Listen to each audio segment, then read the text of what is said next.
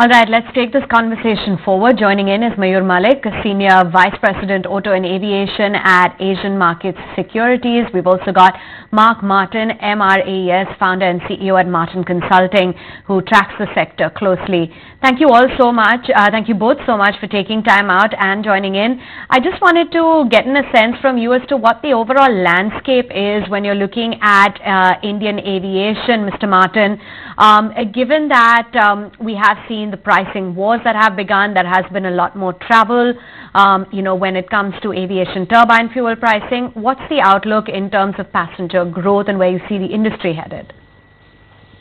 Good to be here. Thanks for having me. I think we have to understand one thing, that currently we are dealing with certain economic scenarios which are making our P&L look a little better, especially with lower fuel prices. But on the other side, it's not really true, because the currency is depreciating a lot.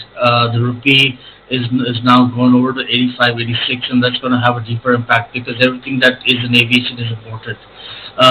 From a broader perspective, we do need a strong low-cost carrier base in India, because with the way dynamics are shifting today, it's either a Air India or an Indigo, and there really isn't a strong third player after the demise of Go Air. So fundamentally, from a broader perspective, do we need a strong Spicejet? Yes. Is it a Spicejet or an Akasa? Let the consumer decide, let the traveler decide, because the Indian traveler is all about prices, and he is pretty discerning when it comes to choosing his airfare. So it's not just a Spicejet that's swimming here, it's also an Akasa, which is a monster in the base front. So this was clearly, it was a make or break situation for Spicejet, and they made it. But why is that the low-cost model in India has not been very successful? Whether it is Deccan... Hi. Yeah. So hi Nikunj. So we have to be very clear. It is successful. India has grown on the low cost model. It's Spicejet which has not really been a stable airline. Let's be clear. Let's put the facts on the table. Spicejet is the only airline that's been in and out of bankruptcy nearly 9 times. Wilbur Ross to Marantz to 1,000 crore Infusion to 100 crore Infusion. Their fleet has fluctuated from 56 to 100 to 5. And 2019 is not any great success, because what they did was they just took over Jet Airways' fleet.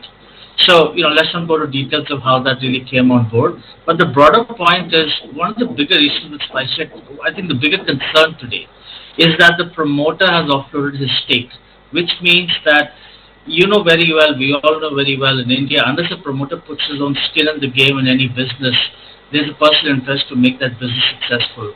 Now with Ajay Singh offloading his stake to some minority level and coming down to a minority from a broader perspective, is Spicejet going to be an Ajay Singh driven company, or is it going to be an investor driven company? And the bigger worry today is that it's not about the 100, coming back to 100 aircraft. It has also got to do with clearing your debts, your liabilities, and winning back the credibility of the lessor. Spicejet is the only airline that's plagued with lesser litigation and courts that's been going on for the last 7-8 years, and ET has been reporting about it as well. So this clearly is a wait and watch. Everybody's watching Spicejet, the market, investors, consumers, like I said, it's make or break. And now with lesser responsibility and accountability with the promoter, what is the Spicejet that we're going to see, and will Spicejet be able to win back that credibility with the lessors? Because let's be honest, 3,000 crores or 4,000 crores is not enough money to buy aircraft. Let me also encourage Mayur. I'll also encourage Mayur to join in here. Mayur, in India, the